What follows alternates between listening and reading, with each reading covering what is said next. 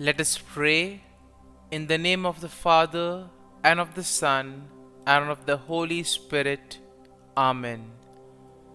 O Jesus, through the Immaculate Heart of Mary, I offer you my prayers, works, joys, and sufferings on this day for all the intentions of your Sacred Heart, in union with the holy sacrifice of the Mass throughout the world, in reparation for my sins, for the intentions of all my relatives and friends, and in particular for the intentions of the Holy Father.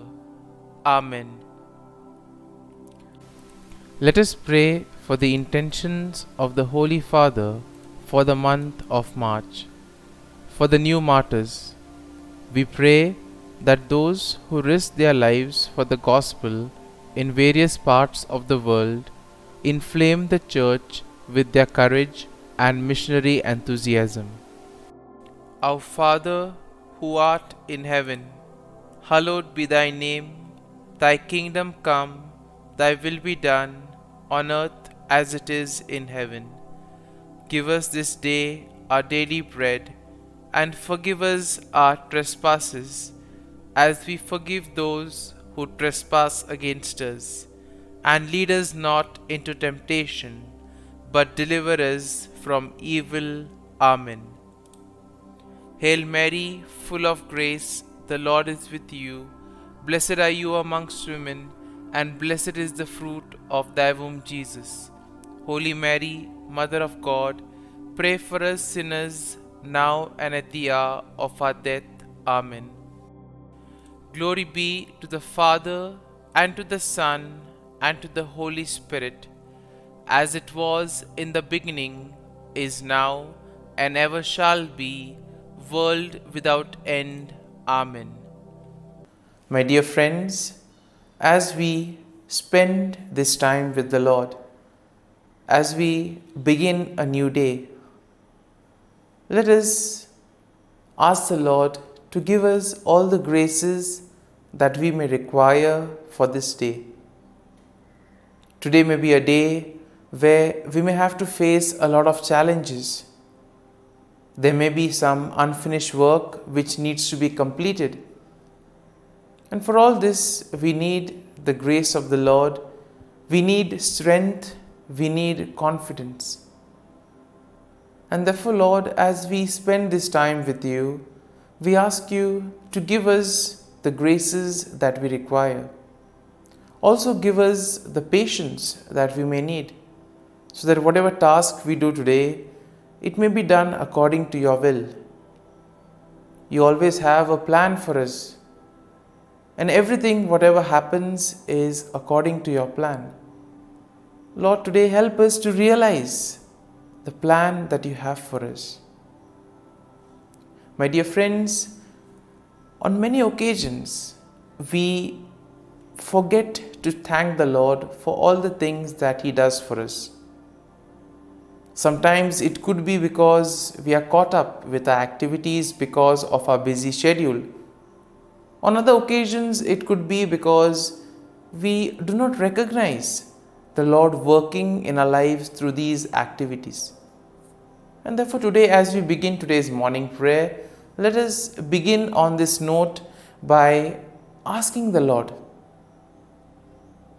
Lord, help us to see your works, to see your hand in the various activities of our lives. And therefore let us begin by thanking the Lord for all the graces that we have received right from the time of our birth till now, and for all the graces that we will continue to receive in the future. Lord, first and foremost, we thank you for the gift of life. We thank you for all the talents, the abilities that you have given us. And we thank you for molding us, being there with us at every step of the way. Lord, we also pray for all those who have become very much part and parcel of our life.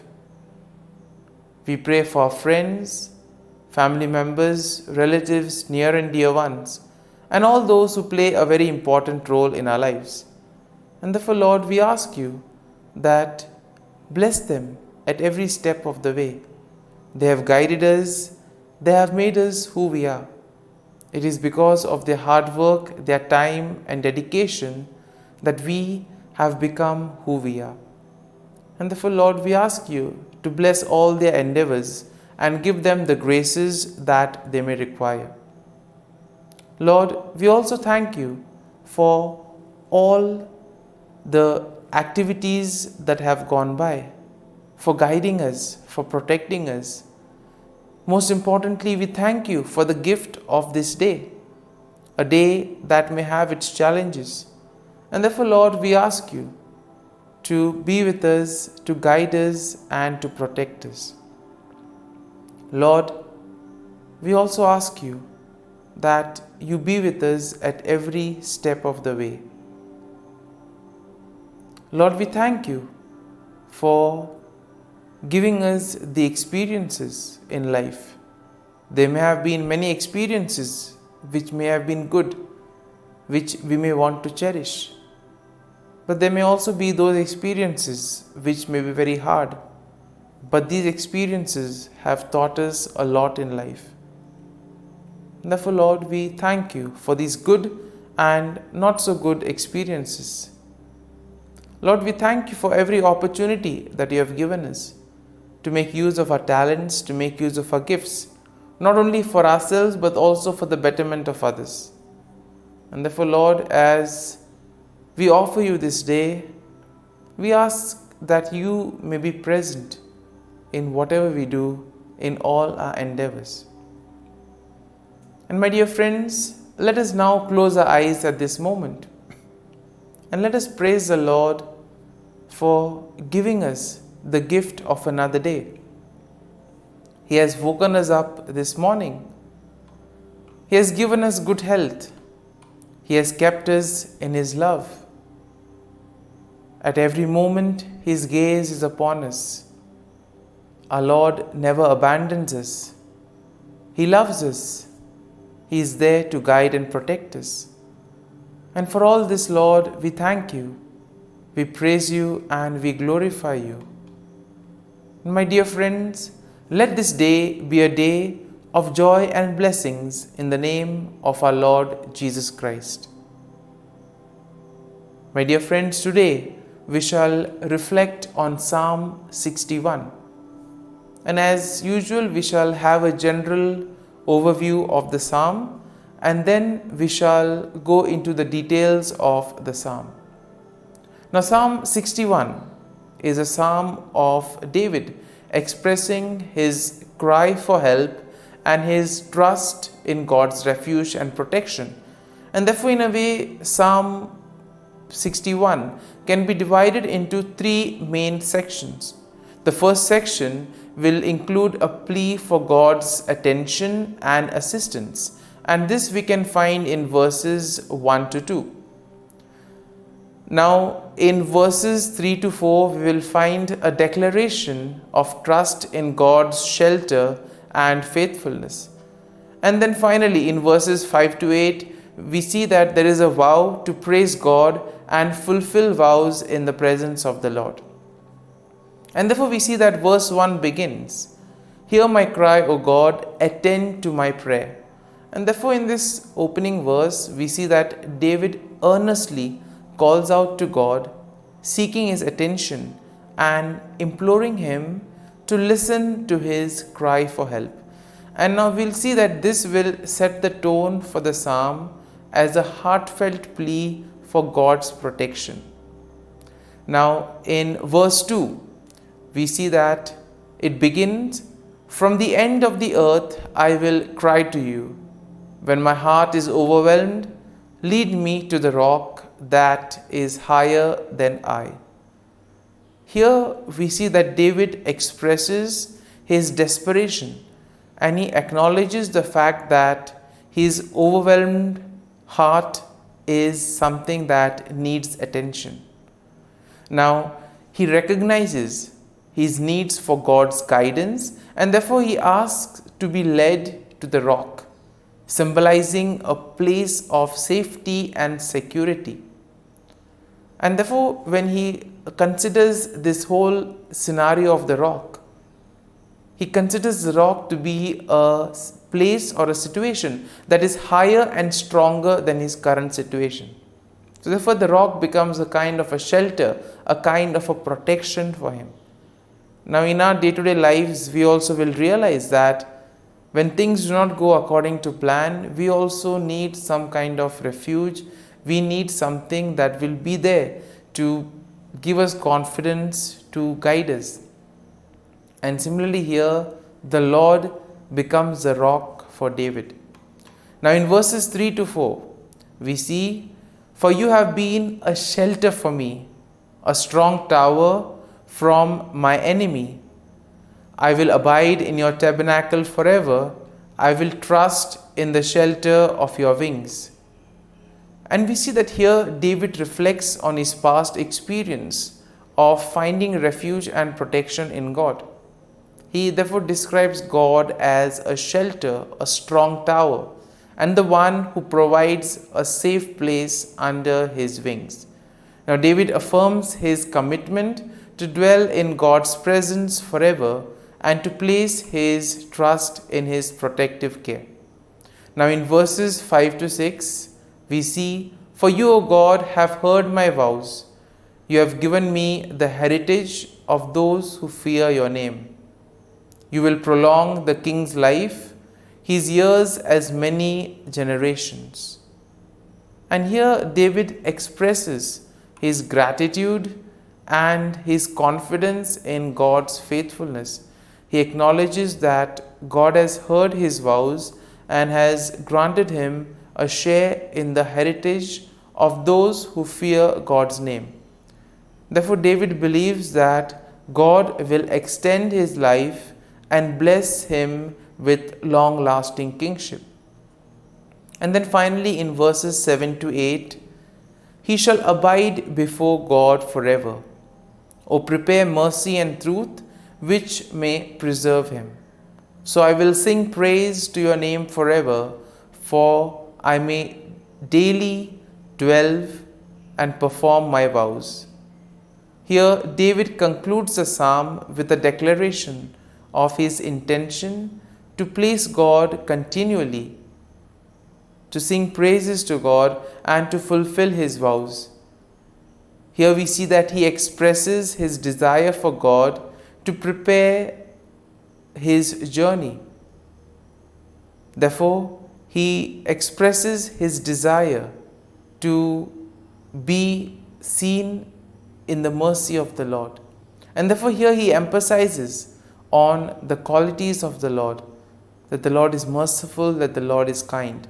And therefore he calls upon the Lord to be there, to sustain him, to help him in these moments of trials. And therefore, my dear friends, overall we see that Psalm 61 showcases David's heartfelt cry for God's help and his unwavering trust in God's refuge and faithfulness. It highlights a theme of seeking shelter and protection in God, especially during moments of distress. And therefore the psalm encourages a posture of praise and commitment to fulfilling vows in response to God's intervention and steadfast love. And therefore, my dear friends, having reflected on this psalm, let us spend a few moments in silence. Let us allow the psalm to take root in us, so that whatever we may have gained, it may be a verse or a thought that touched us, that may have got our attention. Let us remain with that verse, let us remain with that thought. And therefore, allow the Lord to lead you. Let the psalm become part of you. So as you spend a few moments in silence, remain with this thought, remain with this verse. And therefore, let the psalm become part of you, so that together your actions may reveal the love, praise, and joy of the Lord.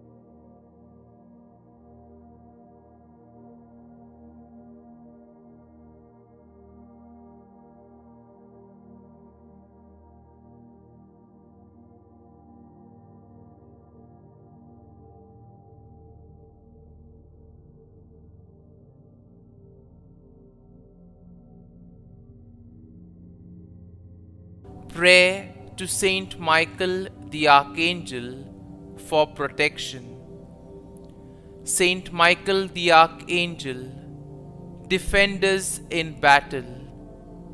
Be our defense against the wickedness and snares of the devil. May God rebuke him, we humbly pray. And do thou, O Prince of the heavenly hosts, by the power of God, thrust into hell Satan and all the evil spirits who prowl about the world, seeking the ruin of souls. Amen. Act of Adoration. O Sacrament most holy, O Sacrament divine, all praise and all thanksgiving be every moment thine. Saint Gertrude Prayer for souls in purgatory.